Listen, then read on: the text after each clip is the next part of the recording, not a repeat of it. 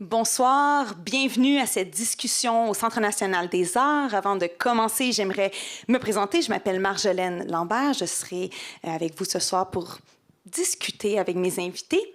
Le CNA est sur le territoire non cédé de la nation algonquine et Anishinaabe. I would like to take this opportunity to acknowledge that they are the guardians of our land. This discussion tonight is about women in leadership position in orchestra. By women, of course, I mean any person that identifies as a woman. And tonight we have three strong, empowering, inimitable women. The first one is here with me, Jessica Lindbach, Associate Concertmaster of the National Arts Center Orchestra. Welcome. And online from, I believe, Winnipeg, we have Gwen Hobick, Concertmaster of Winnipeg Symphony Orchestra. Welcome. And from Philadelphia, we have Juliette Kang, First Associate Concertmaster of the Philadelphia Orchestra. So I would like to kick this conversation off. You all are occupying strong leadership position in orchestra. Can you tell me how you got that position, Jessica? Sure, I'll go first, I guess.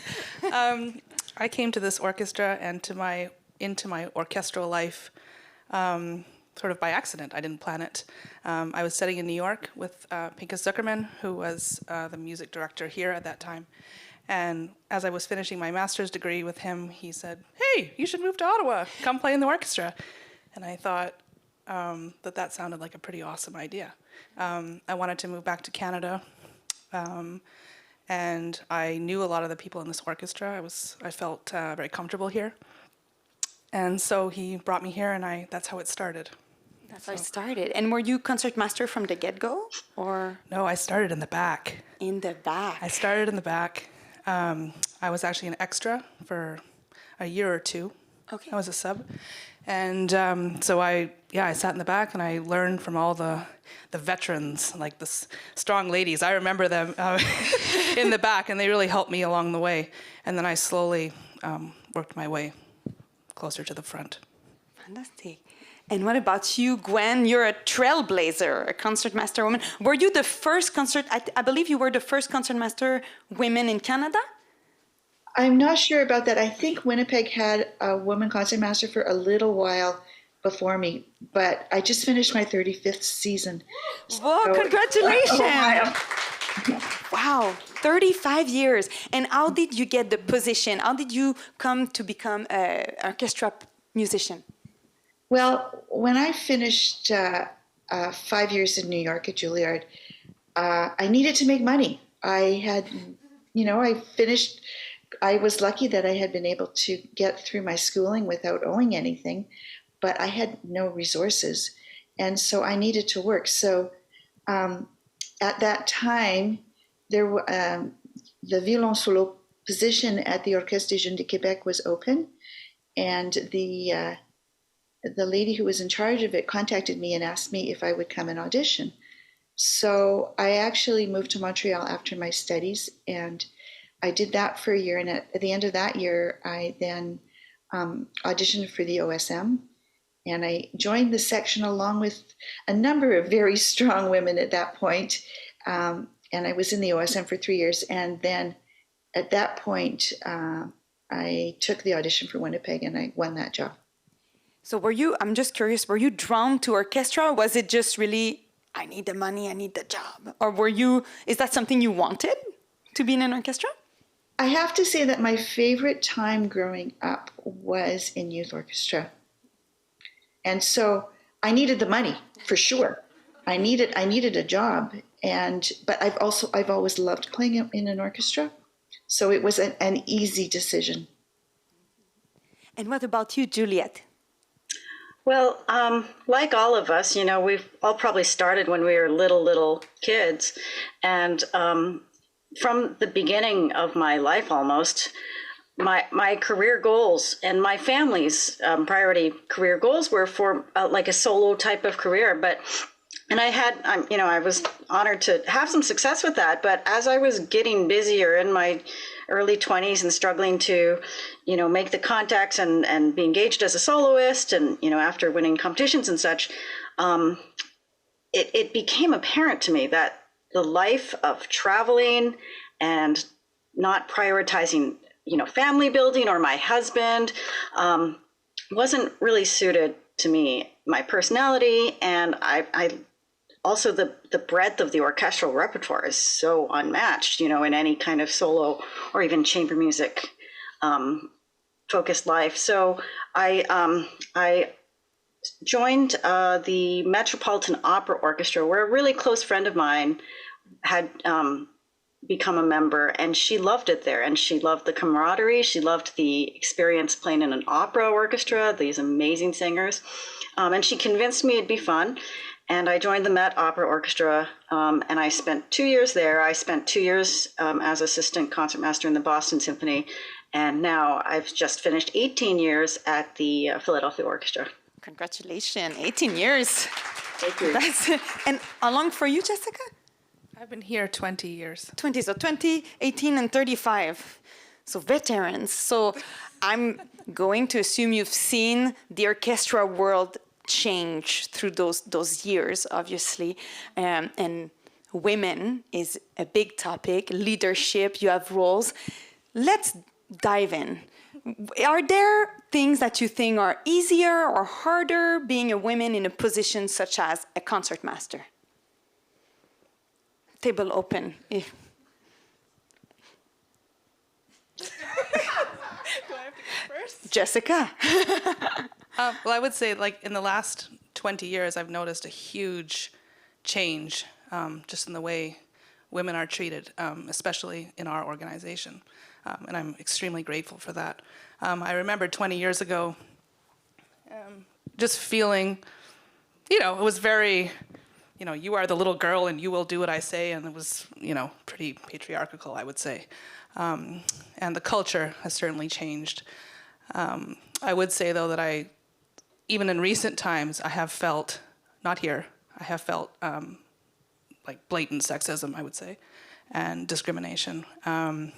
Because some people just aren't ready for it. They're not ready for women to be assertive, to be awesome, to be, just to know what they're doing, to be so strong. And so, anyway, yeah. Is that an experience that you'd share, Gwen, Juliet? I would say that this world has definitely changed very much for the better. My first stand partner was very anti-female, but he was close to retirement age, and he was of the European variety, shall we say. And but since then, it's really not been an issue. I can be pretty straightforward, shall we say?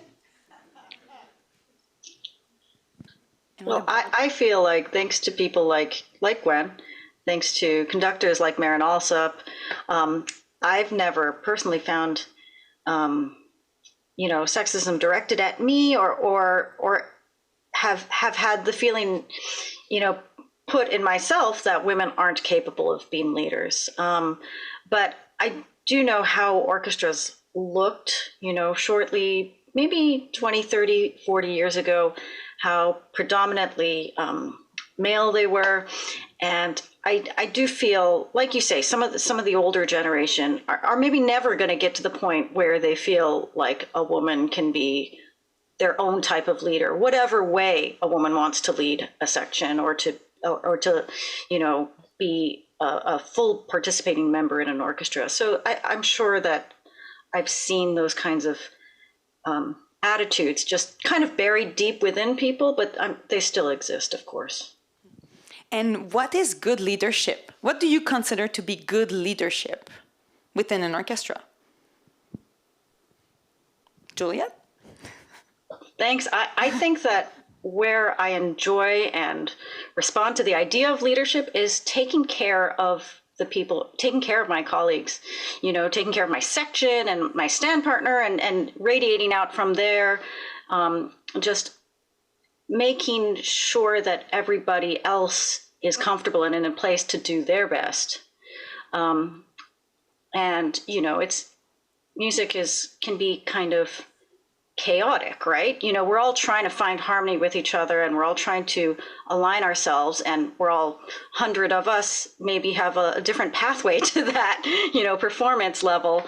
So I feel like just really leading kind of from the middle of the pack is how I've found myself feeling most comfortable, helping people find the consensus musically, personally, technically, just and helping gather the people who are on the kind of outer edges of things and putting us all in that middle ground towards the outcome, of a great performance.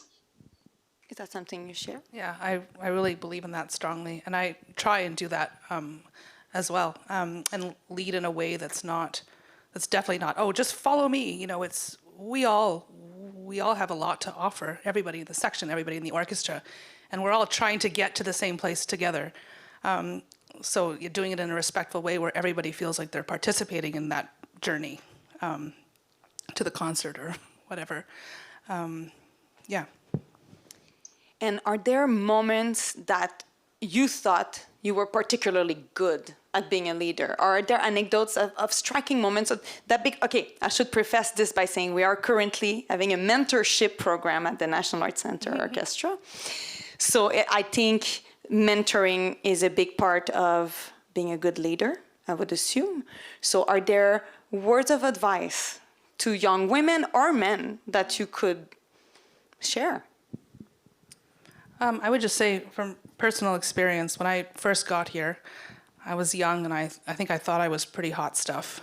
I'll admit it, out of a fancy school from a fancy teacher. And now in retrospect, I just realize, I've realized this for a while now, it didn't take me 20 years, but how much I had to learn. Yes, I could play well, sounded pretty good, but I had so much to learn from all the people that were sitting around me and had been playing in orchestra for all these years. And now it makes me want to go up to all these people and call them and tell them how grateful I am, because I didn't realize it at the time. So just to value the people that are around you. Like people in the section? People in the section, just they probably have lots to offer, something to offer, Can I just jump in and Of say, course. I've known Jessica since she was tiny, and she was super hot stuff and still is. That's without a question. Ditto, Juliet. Everyone has seen Jessica's video when she's 5 years old. Yeah, I playing think the Juliet blow. has the same. Yeah. She has the same video. And what about you, Juliet and Gwen? Are there moments that you think that your leadership was particularly good or maybe questioned? There was a moment a few years ago when we were finally having a concert with a long-term music director that was universally hated. And yes, it does happen. And I remember we were in an orchestra meeting, and I don't always often go to orchestra meetings, but this one I had gone to. And we had been debating certain things, and I said to my colleagues, and I don't usually speak, but I said to my colleagues, you guys, this is for us. This is not for the person who is leaving. This is us playing for us, and let's just get out on stage and make it a great night. And it was a great night. And it wasn't because of who was on the podium. It was because of what we did collectively. And I think that's really, really important. It tells exactly what Juliet and Jessica have been saying, is that we value our colleagues, we work together, we pull people together. And you have to do that whether you're a woman or whether you're a man, it doesn't matter, or whatever you are, it doesn't matter. But we pull people together. It's an ensemble, we have to work together. And those are the moments that really define our organization and ourselves. Juliet, do you have anything? I just thought of a time when I felt very put down. And we had a guest conductor. I was leading the week, sitting. I'm normally second chair, but I was sitting first chair. And I asked a question, which is common, a courtesy ask about how this conductor wanted a particular divisi. And at that moment, he was very frustrated that I asked the question, and said, "You're the leader. You should decide." And I felt, obviously it was a tense moment for him. And I felt, of course, well, I am the leader. I should have decided. And then later on, it took some time to unpack that. And I realized that, no, it's okay to have a different style of, to that detail, just asking a question or running a rehearsal, helping to run a rehearsal in a different way. It's okay for me to have given him that option and to not be what he wanted me to be right then, to have a different style from somebody, and to just to own that, to say, no, it's okay that I gave him the courtesy of wanting, getting his opinion on the divisi. And do you think it's harder to have this ownership of your own intention and musical ideas as a woman, or not? At the time I did. Of course I was younger too. And that's another thing that it's hard to separate the feeling of being less experienced with being a girl, but I think they often go hand in hand. And it's, that transition from inexperienced girl to bossy woman, sometimes that, that perspective that people have of us. Can we actually discuss that? Because that's a very important transition that many of our mentees, our participants of the mentorship program, will experience, to go from being in school to a professional career. Do you have any advice, or how was it for you? I had great role models from the beginning, but it's always a tricky journey that everybody has to find their own selves. Well, I don't know. I don't have anything good to offer there. I think Jessica said it very, very well when she described her journey, in that it was because of listening to her colleagues and because of working with your colleagues. Getting the job is only a small portion of keeping the job. That's very true. I'm thinking. Yeah, that's very true. And then what about your early days here? So when did that transition to leadership kicked in? Because you were in a section for a few years. I was in the section for a few years, and then I started sitting in a titled chair without a title. And I just gained more experience, and I probably did that for 5 or 6 years.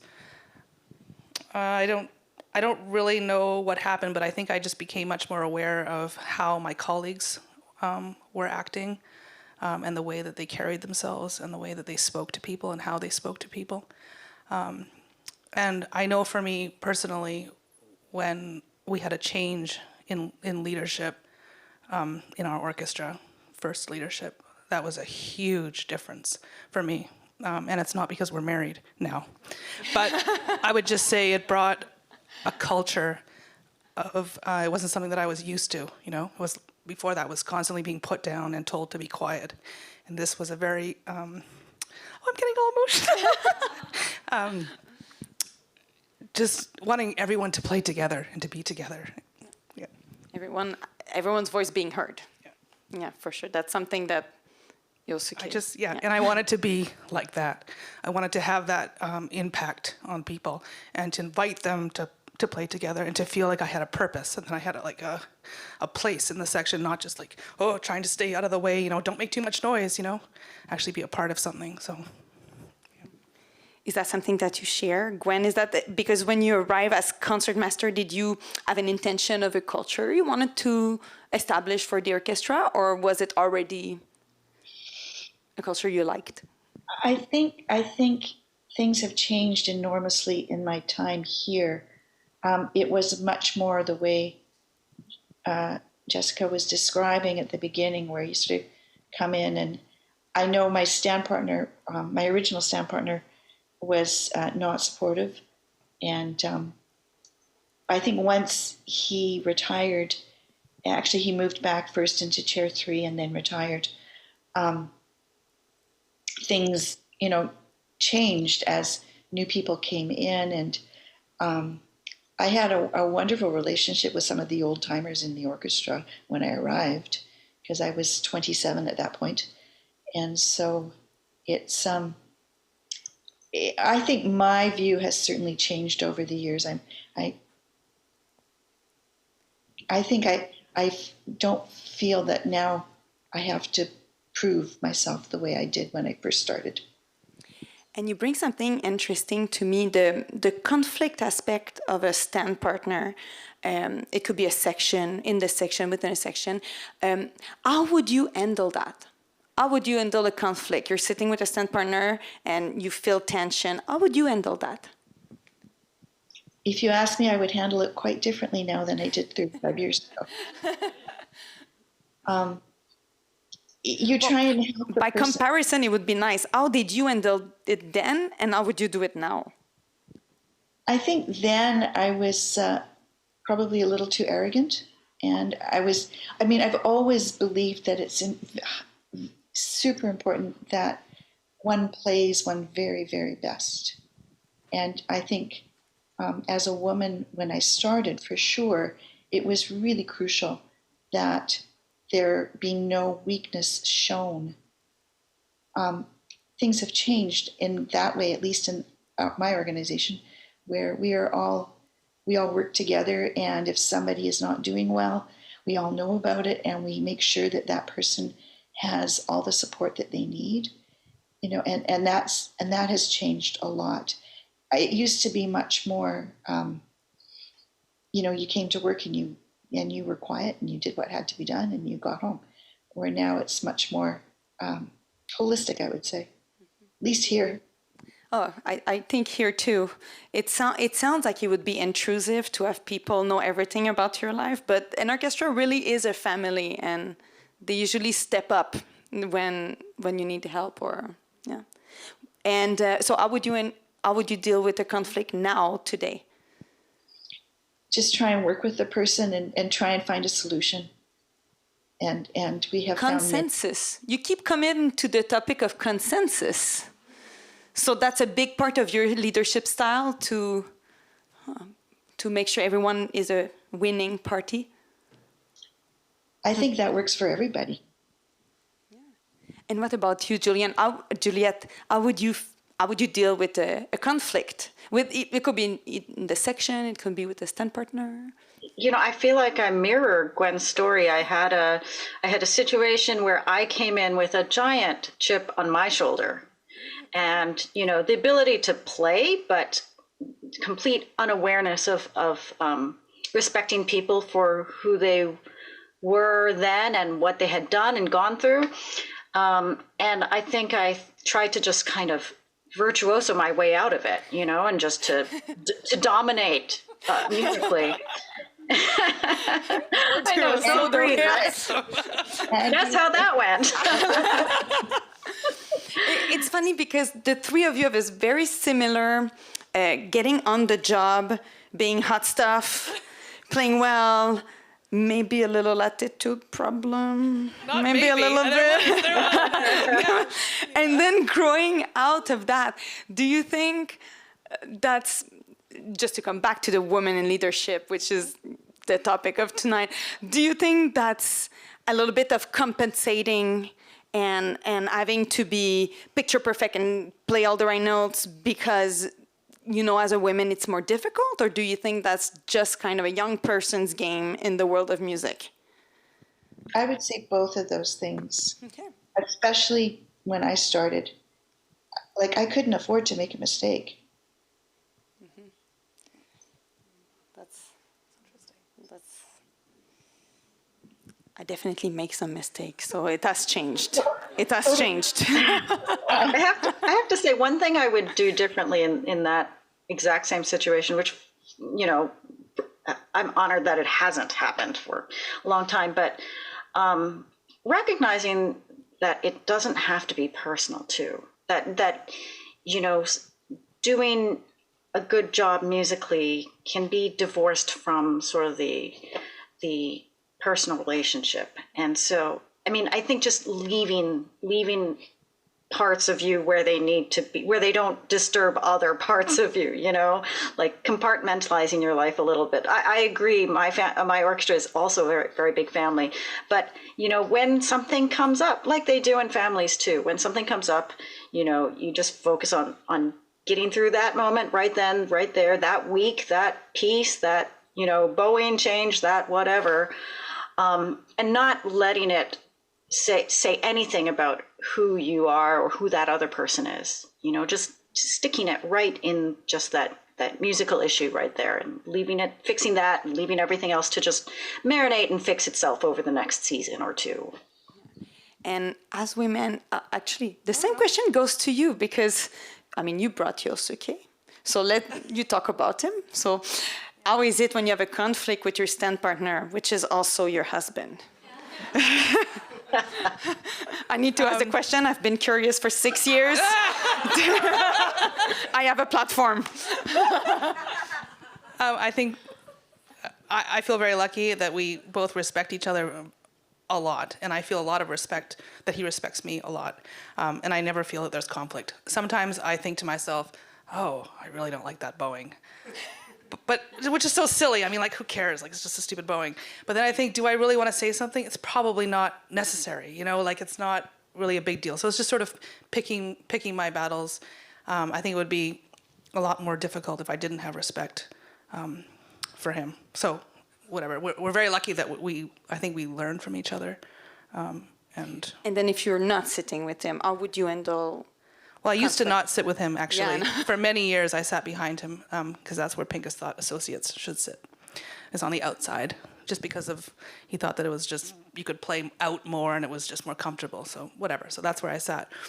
And I liked it, but I actually found that I was dominating the front stand more than I meant to, because I wasn't aware of all the subtleties because I wasn't sitting next to him, and I couldn't see all the things, and so I think, I don't know, it just wasn't the best place for me, and I felt I could be much more supportive sitting next to him, and I think it's worked out better.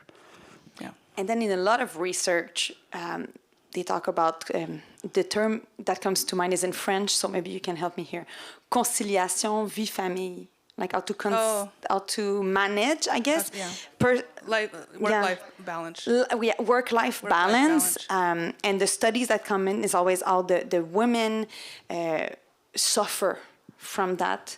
Would you say that in our field, that's something that is also the case, that we suffer from work-life balance? It's more difficult for us in music? I think it's probably like that in every field for women, for most just with children and just how it is. Is that something that you have experienced? I haven't experienced that, no. Gwen? I have a wonderful husband. We have been a very equal partner with everything. Yeah, clap to the good husband. I'm going to clap to the good husband. And then, do you have women specifically that were good mentors to you in your musical career? Can you think of women that would have inspired you or mentored you? Open floor. I'll just say quickly, sorry, just that Gwen, you were like a trailblazer to me in this, and I always thought, Gwen Hobick, amazing, like female concertmaster, and so you were always in my mind growing up. I always knew of you in that amazing role, and Juliet too. Sorry, I'm just going to make them feel a little bit awkward for a minute, but yeah, just growing up and seeing how amazing Juliet was, and then that she went into orchestra, which I thought at the time, because our ages are a little bit different. I don't know how, 8 years or something apart. So when she was winning all these fancy competitions and just like amazing violinist, and then went into orchestra, I was like, what? You know, because at the time it was kind of what you did if it didn't work out. You know, you just went and got an orchestra job. That's sort of, you know, when you're young, a lot of people think this way. So I'm just grateful to both of you. I think you're amazing. Is that something you wanted, to be a soloist? No, but it's sort of the path that all violinists are put We'll go to Curtis. Right, and then, you go to the fancy schools, you learn the hard pieces, and then it's sort of, but I remember at school like loving to play an orchestra. Like that was just, it was like a total social event. You got to play great music, hang out with all your friends. Like it was awesome, right? So. And Juliet, I think you studied with Dorothy Dilly. I did, yes. Yes. Also, like all of us at Juilliard, right? Yeah. For just a little minute, I'm going to be a violin nerd. How was that? You know, she was a wonderful person. She had a big heart. And what was the most interesting thing about it? Okay, separate from the musical intent she brought, which was a very big picture view of music, of each individual piece. She had a gift for talking about the pacing, you know, of an entire movement and just where the big money moment was and how to pace everything around that I hadn't really experienced before. She would even write it in the parts, you know, kind of like a star at the climax for 10 minutes, you're building up to this moment. But in addition to that, there was such a culture around her studio, around her, you know, super high profile students, you know, having like in studio class, I remember Gil Shaham there, and Midori would be hanging around outside. And it was a very particular kind of glamour life that she developed for her students. All these, I think Philippe Quint was there, you know, hanging around, waiting for our lessons at, no kidding, 12 midnight, you know, while the food delivery guys were coming in and people were, you know, kind of comparing their notes and practicing their little concertos in hushed tones just outside that room. It's like, I look back and I'm like, that's the kind of thing you write a novel about, just that level of extreme talent. It was so inspiring. It was so competitive. It was, you know, there was intrigue, there was drama, there was everything you could look for and find in there. But it was definitely a story. It would make a great reality TV show, but it's too late. It's my dream, but it's too late. And are you a teacher yourself? Because you talk about pedagogy with such a passion. I'm wondering, are you a teacher yourself? Who, me? Yes. Oh, yes, I teach a little bit. I've mostly been thus far, up till just recently, I was really only coaching for orchestra auditions. So, you know, here we have Curtis students and they'll come and, you know, I'll do either a class with them or individual coachings. But just recently I've branched into teaching middle schoolers, and I love that. And I've learned so much already in just a couple of years of, again, what's most interesting to me is seeing how the individual reaction and individual journey is so different for each person, and how to get the best out of each person is like just totally different from one kid to the next. And then in the spirit of the mentorship program, we have 3 concertmasters, 3 different orchestras. What do you want in an orchestra audition? I'm going to ask the question that these people probably want to know. What are you looking for when you listen to an orchestra audition? For any instrument, what are you looking for? Jessica. In tune, in time. I mean, to be honest, I mean, I'm not going to say, oh, just musical. No, it's got to be in tune, and it has to be in rhythm, and then with some personality. I'm attracted to playing that's, I think our orchestra is attracted to playing that's very, you know, that has personality, not just sort of going to hide somewhere. So. Really? Yeah. Okay. Surprising. And what about you, Gwen? You've been, I'm sure, sitting on many panels in 35 years. In tune, in time, those 2. Attention to detail in the score is a big one. And a gorgeous sound. And what about you, Juliet? I'm fully on board with the in tune and in time. Okay, so checklist: in tune, in time. And you know, I feel like it's unfair to these, you know, candidates who have done their best, but intonation looms so much larger in the audition scenario than it does almost anywhere else. You know, if we had a great soloist come and play a concerto and it was out of tune, it doesn't necessarily diminish the experience of being with that charismatic soloist or having the audience enjoy it, really. But in an audition, it just sinks the thing. So I'm sorry to have to, I'm sorry to tell the students that it just has to be as perfect as you can get it. But beyond that too, I love it when I hear somebody who sounds like from their one violin line, they're playing the entire symphony. You know, like you can hear the other parts somehow magically coming out through their knowledge of how this music goes, the traditions behind it. You know, somebody who sounds like they can pop into the chair tomorrow and just join right in, contribute, and match the culture. And when you do get the job, what has been deal breakers? That's always a question I like. What are the deal breakers of you saying, that's a no, I wouldn't want that person in my orchestra? Because I assume you have a big say as leaders and you have influence over your orchestra. So what would be a deal breaker? Gwen? Juliet? I have to say rushing. Okay, all right. That's a good one. For me, it's not contributing, not looking as if you're contributing. So just sort of not dead weight, but just Passivity. Sort of, yes, being passive. But rushing's really annoying. It's true. It's true. So no rushing, No rushing. no laying back. Somewhere in the Just in the middle. And the ability to get along with your colleagues is paramount. So agreeability would be a big factor? Do you think Yeah. a leader has to be an agreeable person? Not necessarily, but you have to be able to work with your colleagues in a way that is not destructive. To collaborate. Absolutely. I mean, I don't think we have to be friends with everybody, but there has to be respect that you give as a leader to people in your section.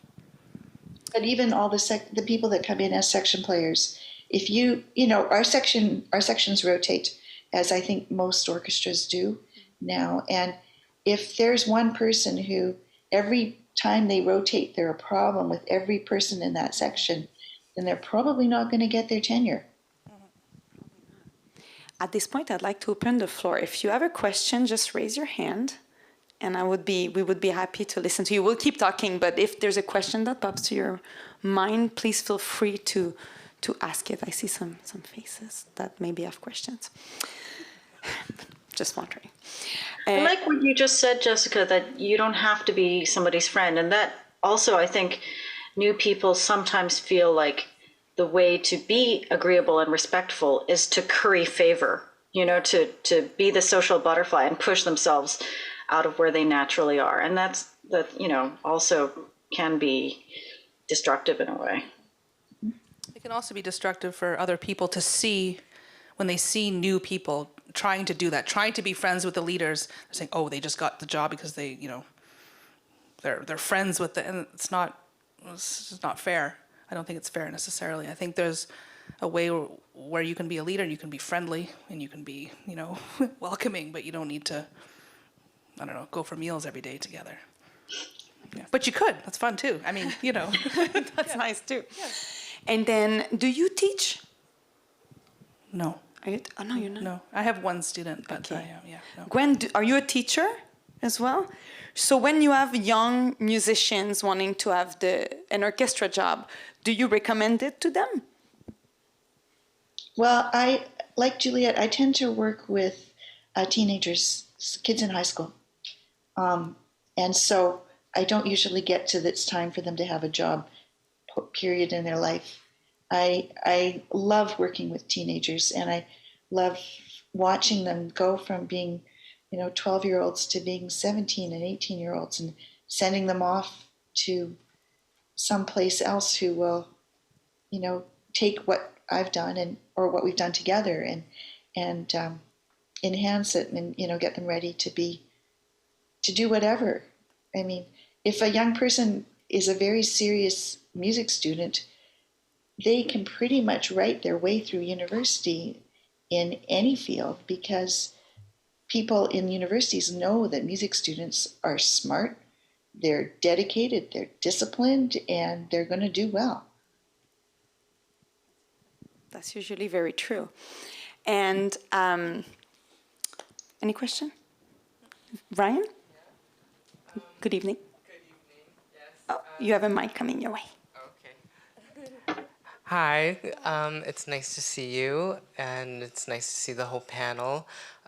In your experience, do you find that women in this field, it's an upcoming thing now to have more women in composing. Are you finding that there's more women composers that are being featured nowadays? And if so, are they going to be coming up for any concerts? And I really like your boots. Where did you get your boots from?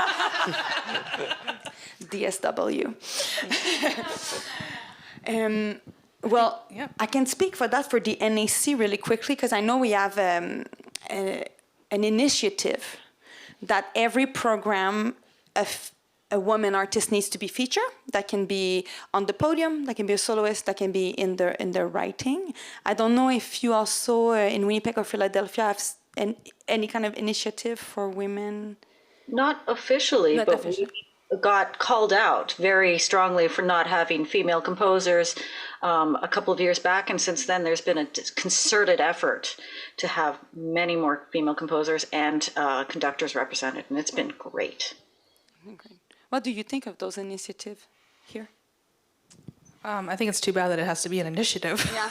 I wish that it was just normal. And sometimes I don't like to say, oh, this is a concert featuring women. I just wish it was just featuring musicians, So I get a little cringy when I read things like that. But I understand that it's a step that we need to take, and that we're Toward normalizing toward it. normalizing it, where it's not such a big deal.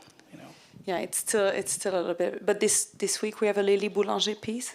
It will be beautiful, I'm sure. And Doorbellsdottir. Oh, and also thank you for pronouncing it. Pleasure. For me. That's something. Have you played a lot of women composer music? Lots. Yep. Not? Lots. Yeah. Is that something that you like to incorporate in concerts, or that you do actively, or I think have you especially recently. recently? I certainly make a big effort, especially if I play in quartet concerts or even solo things. I make a huge effort. Yeah. And effort. It's not like, oh, I got to play this piece. It's like, awesome. I want to discover new pieces. Yeah, absolutely. by And I think women. we have also a women conductor initiative. I want to make sure I give credit where credit is due. But I'm not sure of that. But I think a women, yeah. Yeah, I have to say I've had to examine my own prejudices about women conductors, about women, maybe not composers so much, but yeah, that form of leadership. Now 10 years ago it was like, oh, a woman is conducting, that feels unusual, and now it feels totally just like I can appreciate the musicianship and leadership regardless of gender, and it's still something to celebrate, but the fact that it just feels so normal to me is a great relief. Do you find that experience might be shared along your colleagues, or do you feel so? Because sometimes myself, if I may speak, I do feel that when a woman is on the podium, I feel resistance from some members of the musicianship. It has happened. It can be in very subtle form. It can be asking way more question in a tone that you would never do to, Yes. a male conductor. It's very micro. It's almost imperceptible, almost. But it's very perceptible. it's very perceptible. Have you had those imperceptible moments yourself as a leader? Oh, Or not that I can think of offhand. No. yeah, but I'm happy that in Philadelphia it's. Well, no, there definitely, has been backlash. People think, oh, so-and-so is invited because they're a woman. This pendulum swings hard both ways, and it's awful to hear, but what can you say? But, okay. What can we do? This raises the question, what can we do to, change this attitude that we perceive? I think time will change it. I think the more you see it, the more normal it becomes. I'll add to that. Also awareness, just being aware of it. Yeah, Once you see it, you cannot unsee. Once you learn, you cannot unlearn it.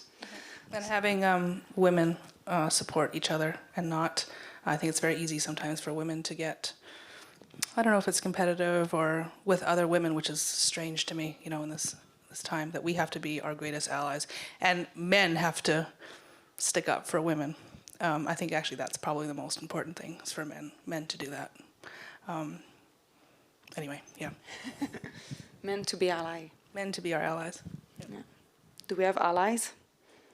I can think see so. I several see them. allies. I see Yes, several I see them. allies I see in them. Do we have any more question here? Yes.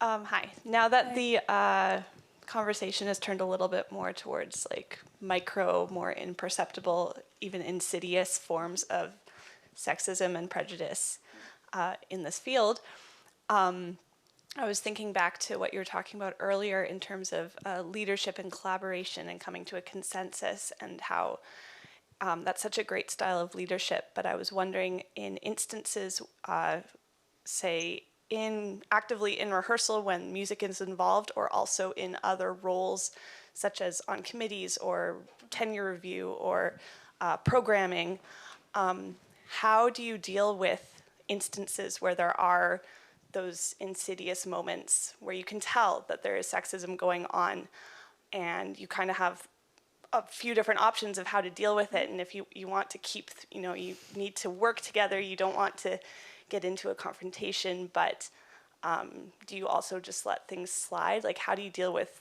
situations like that?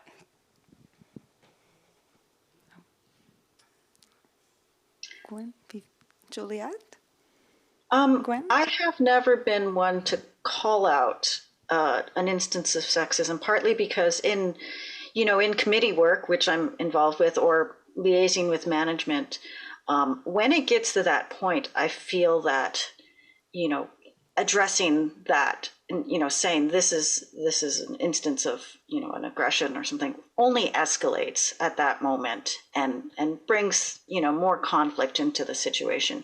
So I like to try, to rise above and to have true, genuine faith in my point of view being valid, in my voice being equal to anybody else, to being as well thought out or considerate of the situation as anybody else, and just kind of dig harder into believing in myself. That's exactly what I would say, is just having the confidence to believe that what you have to offer, what you have to say is valid, and that it probably won't help if somebody's being aggressive towards you. It's not going to help to call them out on it. And often I think some people can be, they're not aware that they're actually, that there's microaggression. They're not aware of their tone.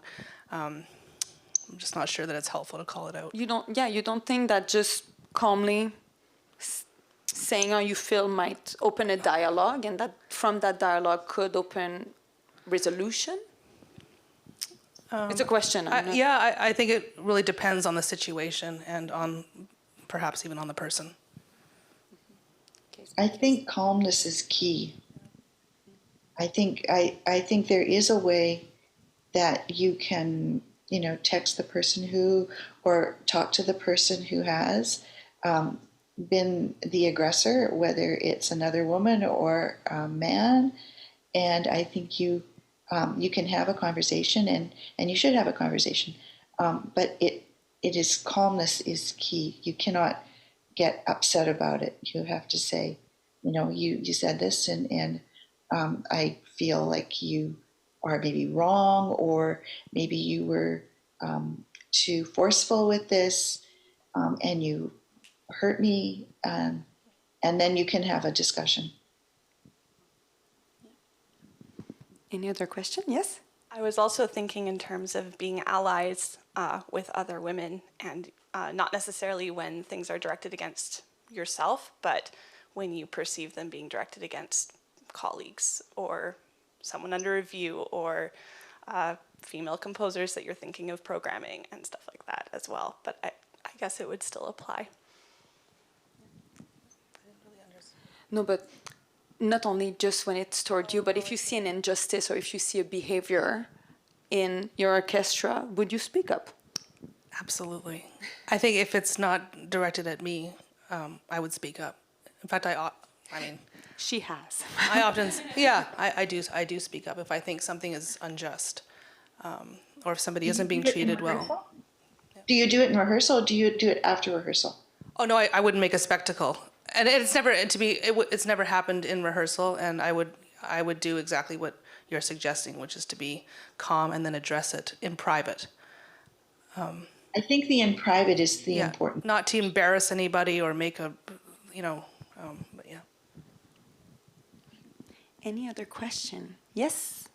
Kimberly? One moment. Shout out to my stand partner, Kimberly. Hi, guys. Hi. And yeah, thanks so much for sharing so much already. It's really cool and inspiring. So I have a random question, and then it kind of has to do with auditions. So honestly, I've always had like a fear of making it to finals and then the screen coming down and them seeing me as this like young, like kind of very feminine person and thinking that I'm like weak or not a strong player. And I was wondering if you guys had, and honestly, I'm glad most auditions are screened all the way now.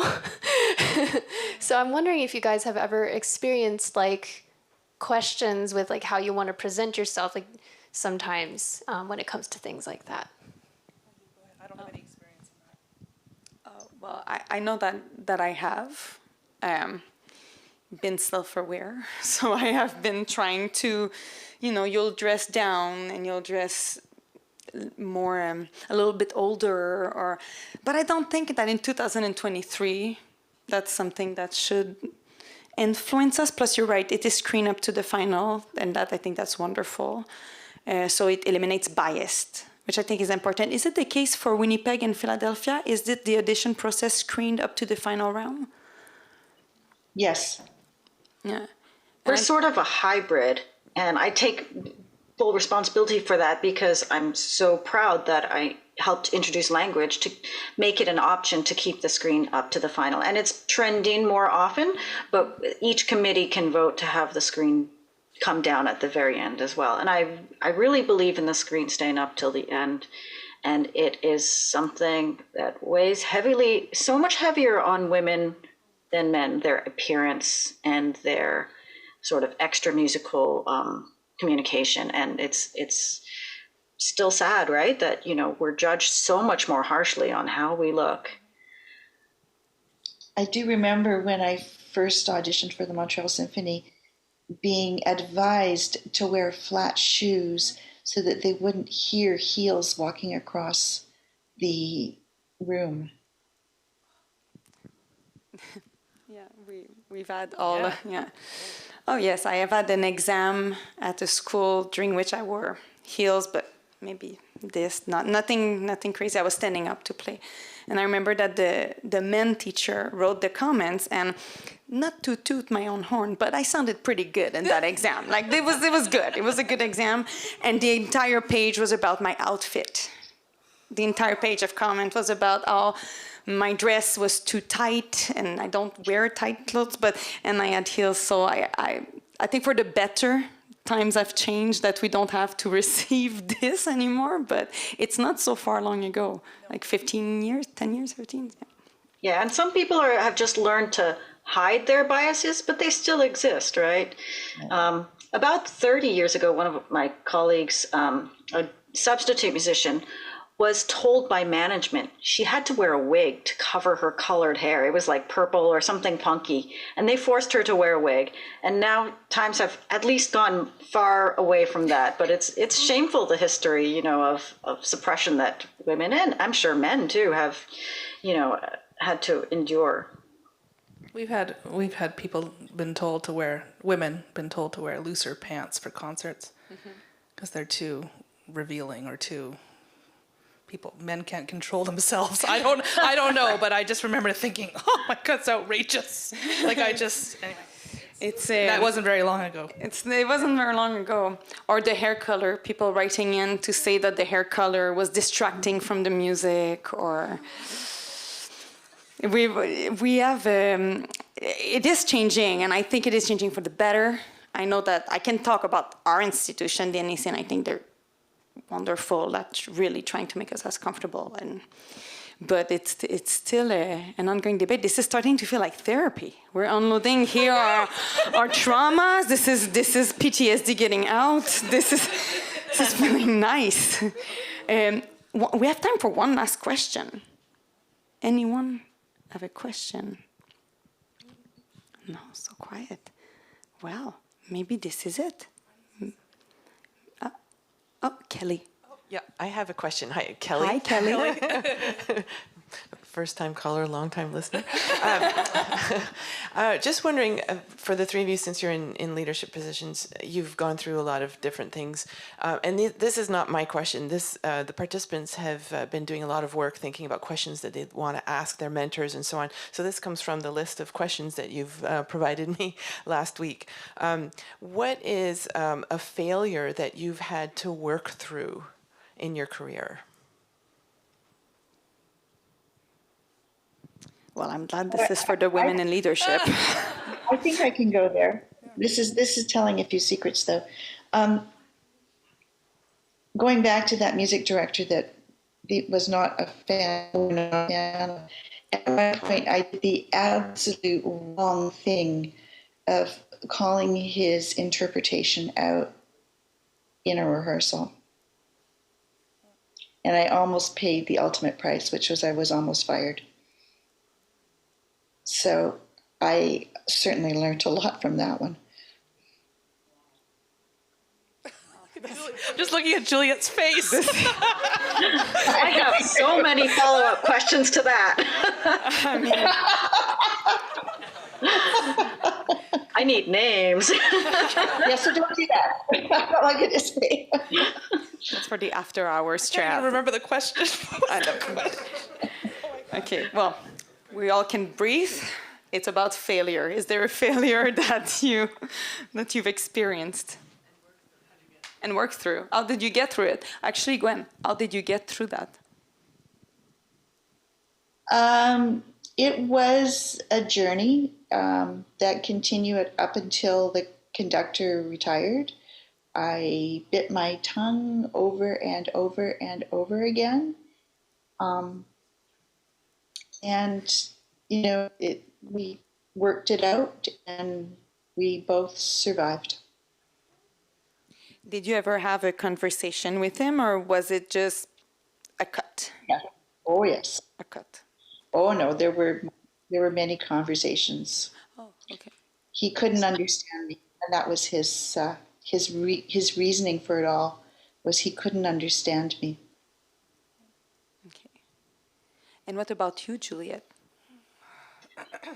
Well, actually, just very recently, I spoke with a colleague about something that I thought I did it in private, and something on stage I wasn't too happy with, and I asked this colleague, not to do that again, and I didn't.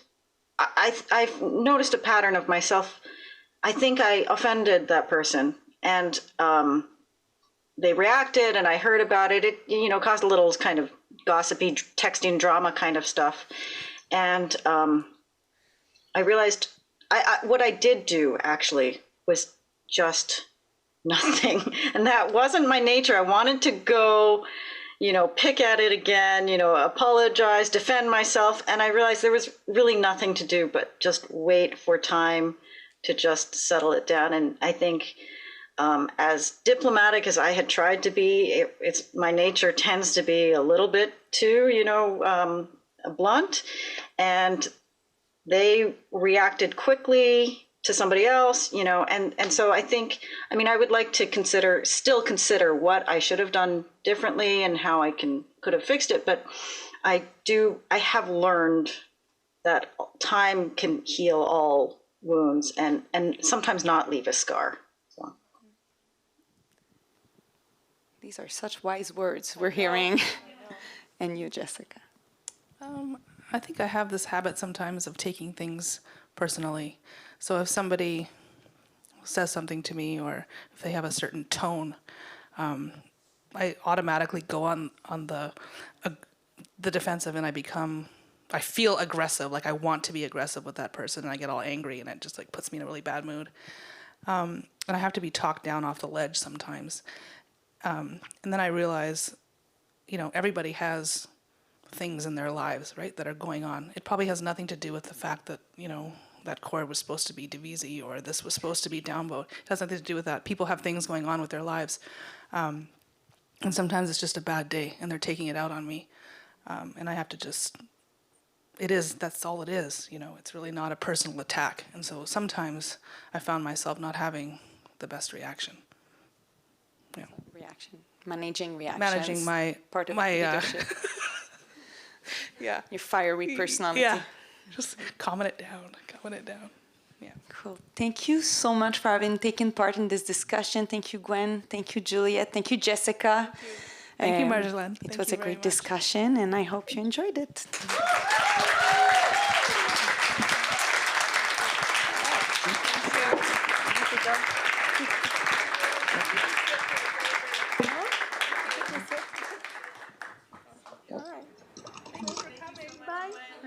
Bye. Thank you.